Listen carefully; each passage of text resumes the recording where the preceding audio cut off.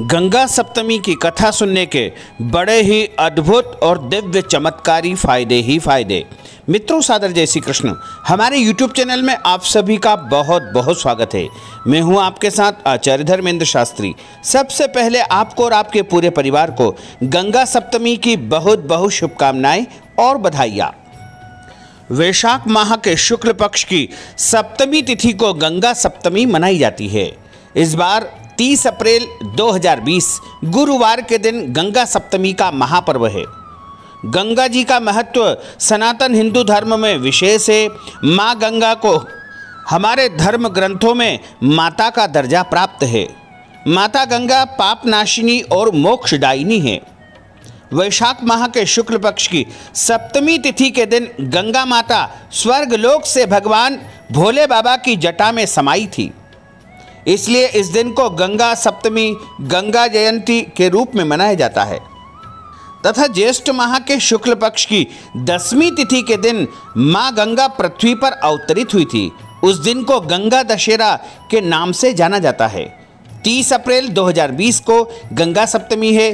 गंगा सप्तमी के दिन गंगा नदी में स्नान करने से या अपने घर में गंगा जल से स्नान करने से जन्म जन्मांतर के पाप नष्ट हो जाते हैं और उसके पुण्यों का उदय होता है तथा अंत समय में धर्म, अर्थ, काम, मोक्ष चतुर्विध सिद्धि को प्राप्त करते हुए इस संसार में सभी सुखों को भोगते हुए अंत समय में वह मोक्ष पद को प्राप्त करता है।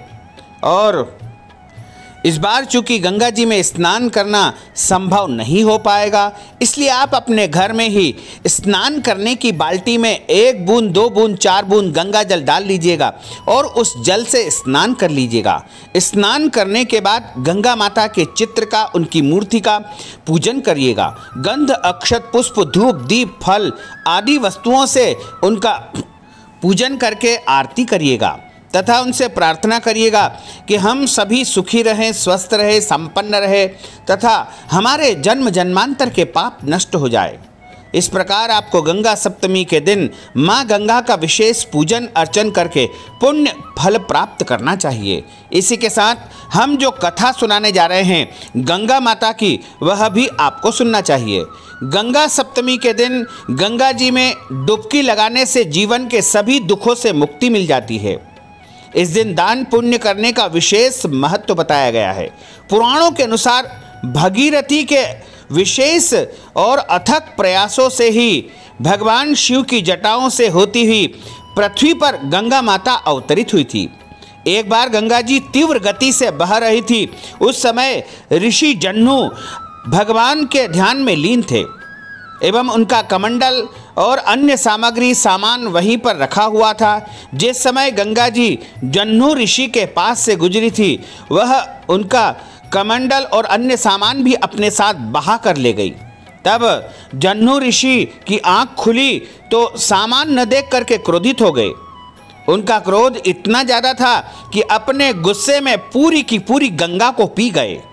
जिसके बाद भागीरथ ने ऋषि जह्नु से आग्रह किया, तपस्या की और उनसे निवेदन किया कि वह गंगा मैया को मुक्त कर दे। जह्नु ऋषि ने भागीरथ ऋषि का आग्रह स्वीकार किया और गंगा को अपने कान से बाहर निकला। और जिस समय यह घटना घटी उस समय वैशाख माह के शुक्ल पक्ष की सप्तमी थी।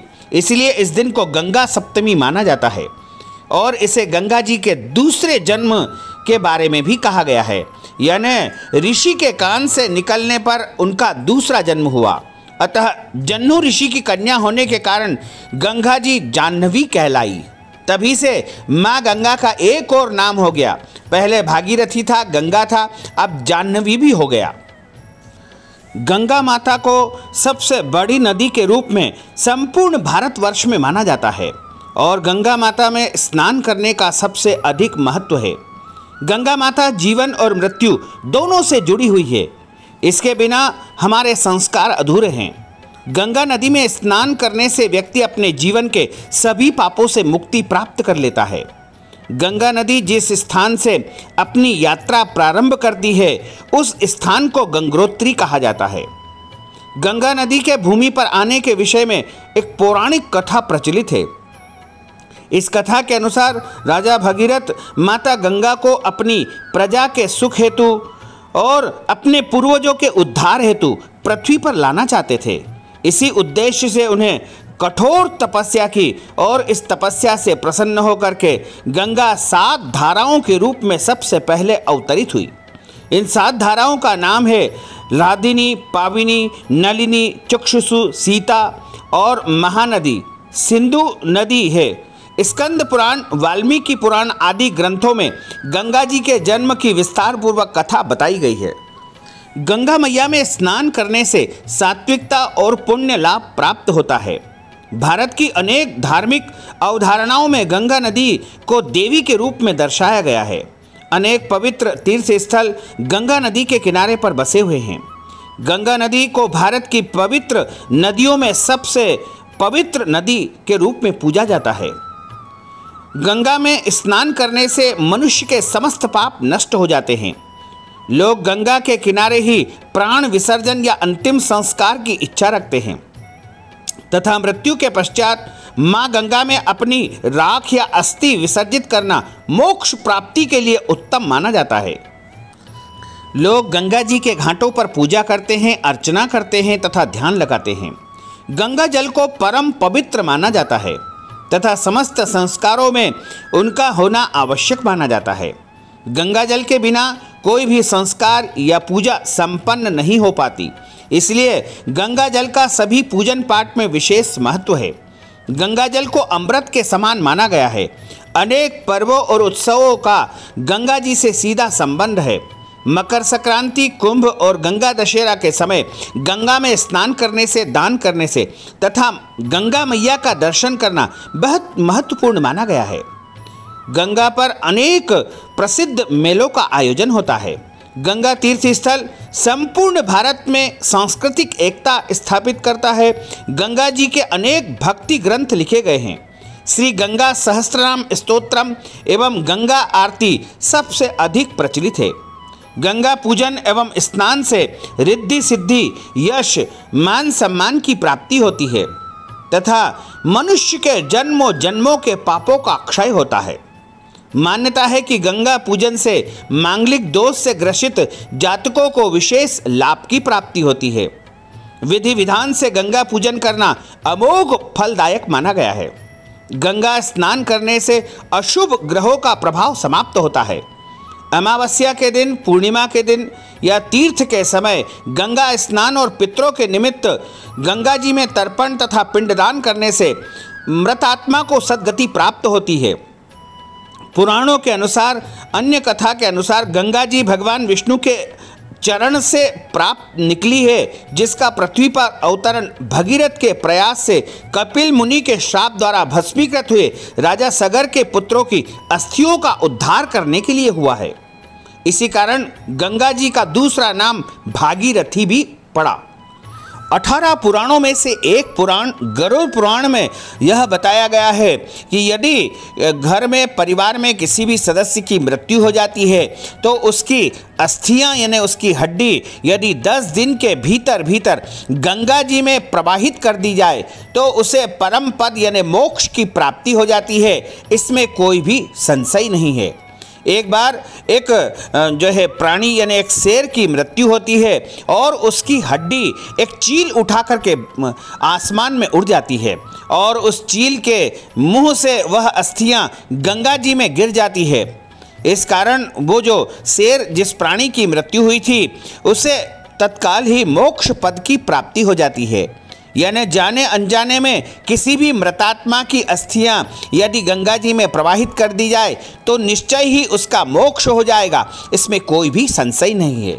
हमारे धर्म ग्रंथों में, पुराणों में सबसे अधिक इस बात का महत्व बताया है कि मृत आत्मा की अस्थियां किसी भी तरह आप गंगा जी में अवश्य प्रवाहित कर दे, क्योंकि प्रत्येक प्राणी चाहता है कि उसकी अस्थियां गंगा जी में प्रवाहित हो जाए या गंगा जी की स्पर्श यानी लहरों से स्पर्श होने मात्र से ही प्राणी को सद्गति प्राप्त हो जाती है।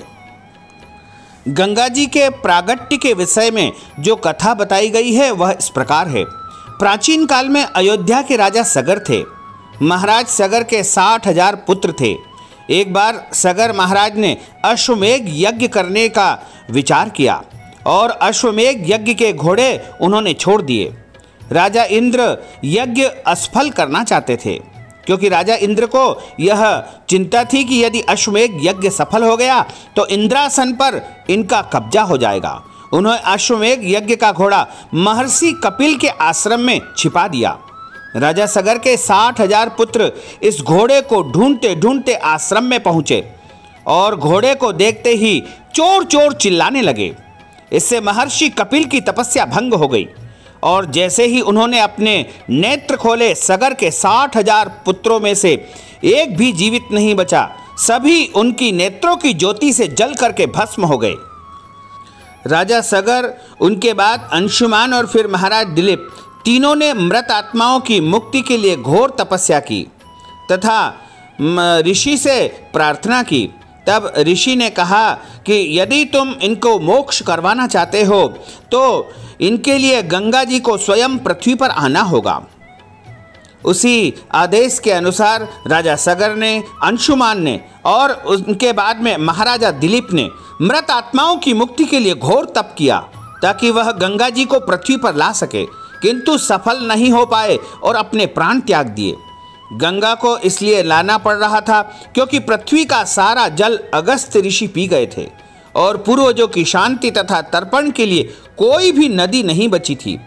महाराज दिलीप के पुत्र भगीरथ हुए, उन्होंने गंगा को धरती पर लाने के लिए बड़ी कठोर तपस्या की और एक दिन ब्रह्मा जी उनकी तपस्या से प्रसन्न होकर के प्रकट हो गए और भागीरथ को वर मांगने के लिए कहा। तब भागीरथ ने गंगा जी को अपने साथ धरती पर ले जाने की बात कही, जिससे वह 60,000 पूर्वजों की मुक्ति कर सके। ब्रह्मा जी ने कहा कि मैं गंगा को तुम्हारे साथ भेज दूंगा, लेकिन उनके अति तीव्र वेग को कौन सहन करेगा? इसके लिए तुम्हें भगवान शिव की शरण लेना चाहिए, वही तुम्हारी मदद करेंगे। भागीरथ भगवान शिव की तपस्या में एक पांव के ऊपर खड़े हो गए और तप करने लगे। भगवान शिव भागीरथ की तपस्या से प्रसन्न होकर गंगा जी को अपनी जटाओं में रोकने को तैयार हो गए। गंगा जी को अपनी जटाओं में रोक करके एक जटा को पृथ्वी की ओर छोड़ देते हैं। इस प्रकार गंगा के पानी से भगीरथ अपने पूर्वजों को मोक्ष दिलाने में सफल हो जाते हैं। इस प्रकार गंगा जी के स्पर्श मात्र से राजा सगर के 60,000 पुत्रों का जो है मोक्ष हो गया और वो परम धाम को प्राप्त हो गए।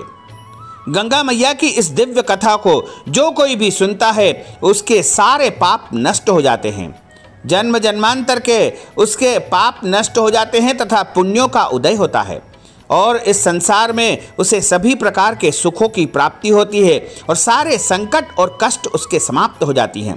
बोलिए गंगा मैया की जय।